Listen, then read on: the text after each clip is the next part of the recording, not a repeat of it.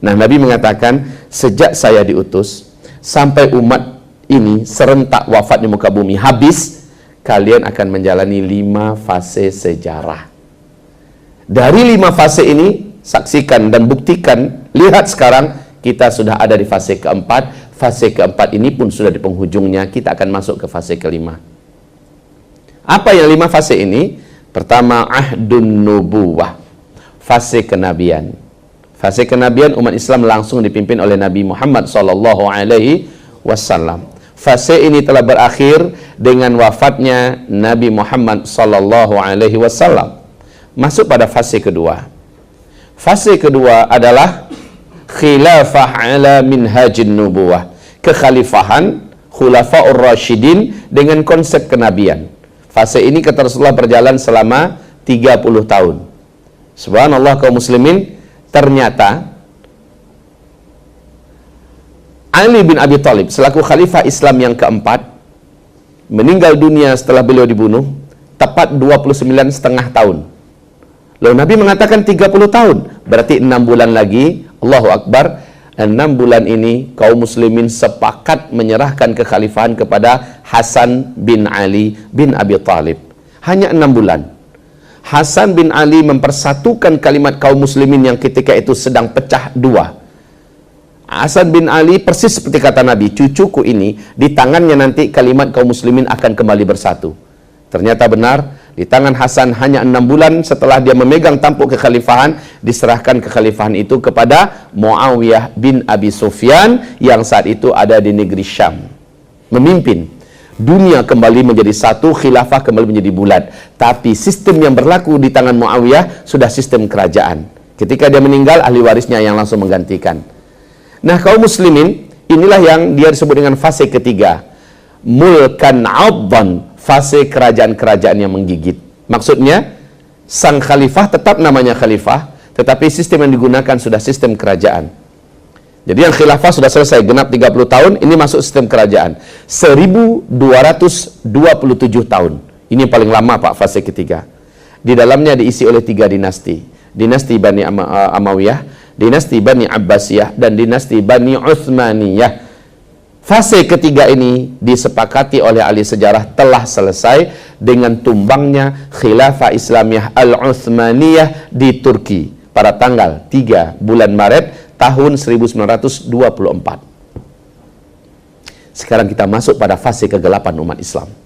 Fase umat Islam tidak dipimpin oleh seorang khalifah pun saat ini. Ini sebuah dengan mulkan jabarian, fase penguasa-penguasa yang diktator. Pada fase ini umat Islam jadi pecundang di timur dan di barat. Umat Islam jumlahnya banyak tetapi bagai buih di atas lautan. Umat Islam tidak mempunyai power apa-apa dan tidak dihargai di mana-mana. Nyawa umat Islam tidak berharga. Pada fase ini, umat Islam menghadapi berbagai macam tekanan yang sangat berat. Bahkan Rasul berkata, orang yang hidup dan berislam ketika itu, sebenar-benarnya berislam, mereka seperti menggenggam batu bara yang menyala. Tetap digenggam bagaikan tangan hangus dan terbakar rasanya. Dilepas, maka dia terlepas dari Islam. Pada fase keempat ini, umat Nabi akan murtad sejumlah 2/3 daripada total yang ada, kata Rasulullah. Fase keempat, fase kita. Fase yang berat, Pak. Pada fase keempat ini nanti 4 tanda besar kiamat akan muncul. Dukhan, Dajjal, Nabi Isa turun, Ya'juj Ma'juj. Fase keempat kita ini. Di fase kelima, 3 tanda besar kiamat. Matahari terbit dari sebelah barat. Keluarnya binatang raksasa dari dalam perut bumi sebanyak 3 kali di tempat yang berbeda. Dan terakhir, bertiupnya angin lembut yang membawa kematian kepada seluruh orang-orang yang beriman di muka bumi ini. 7 tanda besar kiamat akan disaksikan oleh umat Nabi. Nah, fase keempat yang kita jalani sekarang ini, sekarang sedang ada di ujung-ujungnya, Pak. Bagaimana kita menandakannya? Sebentar lagi. Fase keempat ini pasti akan berakhir. Masuk di fase kelima. Pada fase kelima, nggak lama, bumi ini aman, seaman-amannya, kata Rasulullah. Bumi sudah kembali dipimpin oleh khilafah Islamiyah. Fase kelima Nabi menyebutkan khilafah ala minhajin nubuwah, kembali hadir kekhalifahan dengan konsep kenabian.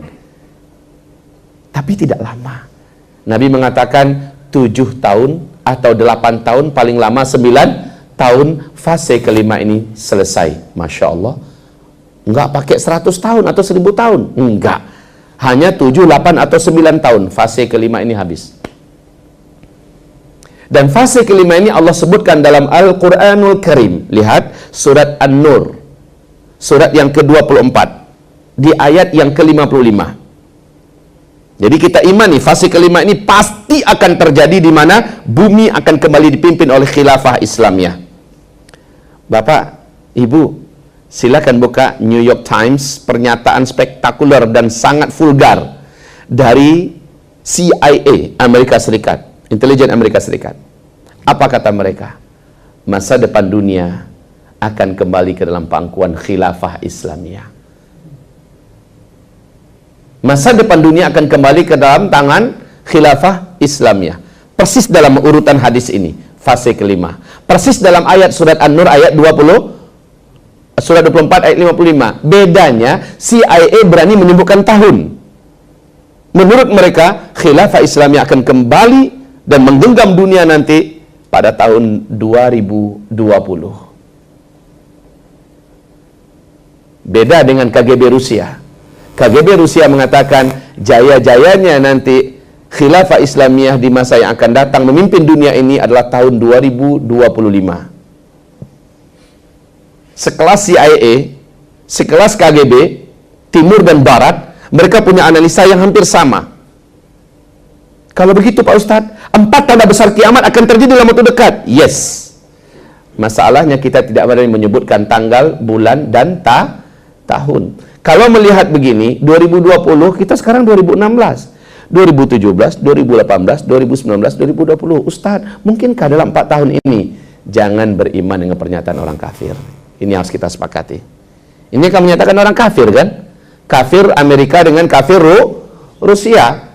Tapi setidak-tidaknya kita pasti wajib beriman dengan ayat Al-Quran surat An-Nur, ayat 55 yang menjamin masa depan dunia akan kembali dalam pangkuan khilafah. Kita beriman dengan ininya. Sebagaimana kita beriman dengan hadis 5 fase ini. Kita beriman. Dan kita akan meloncat ke fase kelima. Hanya penyebutan tahun CIA yang pakar dalam masalah ini. KGB Rusia yang memang bidangnya ini. Mereka menyebutkan penyebutan tanggal dan tahun. Itu urusan mereka.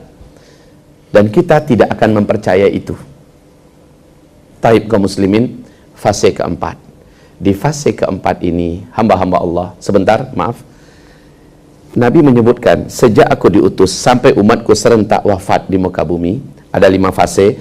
5 fase ini akan diisi oleh rentang waktu berikut ini. Hadis Abu Daud berikut. Dengarkan Bapak Ibu. Antara aku diutus sebagai Nabi dan Rasul, sampai umatku serentak wafat, Allah menjadikan masa waktu yang disediakan oleh Allah untuk kalian. Ada 2 hadis ya, masing-masing dari Abu Daud. Tapi status hadis ini dhaif. Ingat ini baik-baik. Status hadis ini dhaif. Arti dhaif itu apa? Lemah.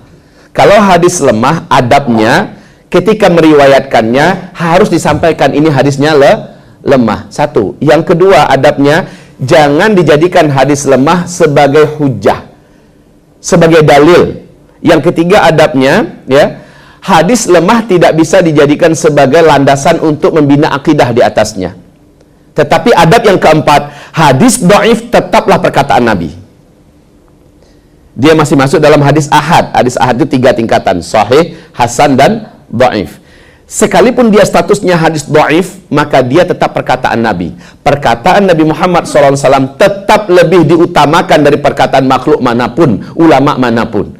Jadi, yang kelima, adab dengan hadis dhaif, kita boleh mendengarkan, meriwayatkan, membaca riwayat sebagai ilmu pengetahuan, tetapi tidak dibina di atasnya keyakinan dan akidah. Oke, saya sudah sampaikan adab-adab menyampaikan hadis dhaif. Hadis ini diriwayatkan oleh Abu Daud. Apa kata Rasulullah? Umur umatku sejak beliau diutus ya, sampai wafatnya umat Islam serentak di muka bumi, adalah umur umat Yahudi dikurangi dengan umur umat Nasrani. Umur umat Yahudi dalam sejarah hanya 2000 tahun. Umur umat Nasrani dalam sejarah adalah 600 tahun. 2000 dikurang 600 berapa?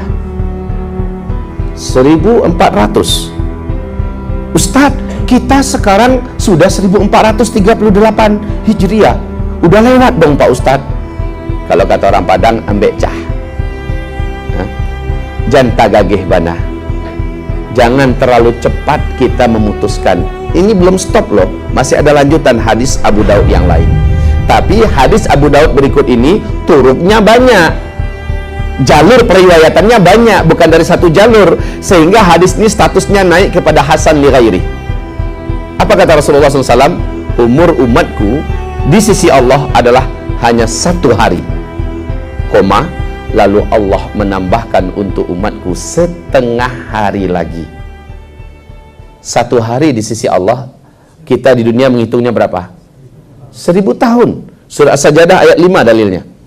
Yudabbirul amra minas samai ilal ard thumma ya'ruju ilaihi fi yawmin kana miqdaruhu alfasana mimma ta'udun. 1 hari di sisi Allah, kamu menghitungnya di dunia 1000 tahun. Kembali pada hadis, umur umatku di sisi Allah adalah 1 hari, berarti 1000 tahun. Lalu Allah tambahkan untuk umatku setengah hari lagi. Berapa?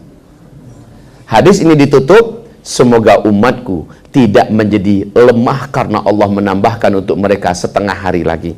Coba lihat, makin ke ujung makin lemah nggak kita terasa? Makanya Nabi menutupnya dengan doa, semoga umatku tidak menjadi lemah. Gimana tidak? Makin kesini makin berat keadaan kita, Pak. Makin lemah keadaan umat Islam. 1000 tambah 500, 1500. Kalau tadi 1400, maka dengan ini para ulama membuat kesimpulan umur umat Nabi ini lebih dari 1400 tahun, tapi tidak akan full 1500 tahun. Imam Asy-Syaukani bahkan menyebutkan 1476 umat Nabi Muhammad di muka bumi ini sudah habis. 1476. Ada pernyataan yang disandarkan kepada Ibnu Hajar Al-Asqalani, tetapi sampai hari ini saya sudah membolak-balik kitab-kitab itu, saya belum menemukannya. Tapi disandarkan, dan ini menurut saya penyandaran yang kurang bertanggung jawab. 1477.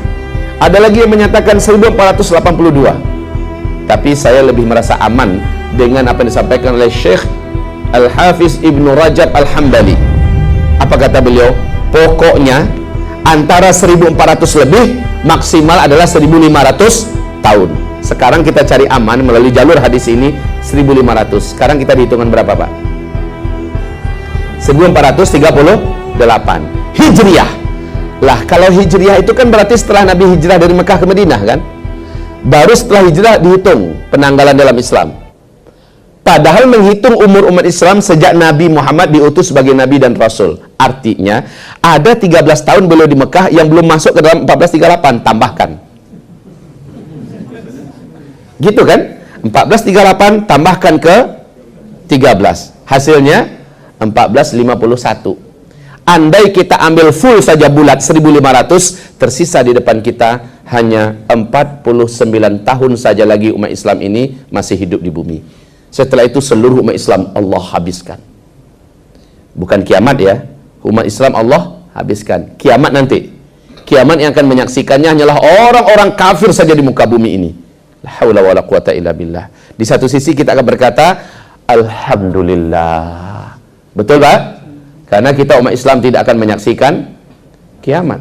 Sejelek-jelek makhluk yang hidup di muka bumi, kata Rasulullah, seburuk-buruk manusia yang hidup di muka bumi adalah yang nanti akan langsung menyaksikan kiamat besar, kehancuran alam semesta. Dan Allah Maha Santun, Maha Mulia, Maha Pengasih, Maha Penyayang. Seluruh hamba-hambanya beriman Allah wafatkan dulu agar tidak menyaksikan itu. Tapi yang innalillahi wa inna ilaihi raji'unnya adalah ternyata dekat sekali waktunya.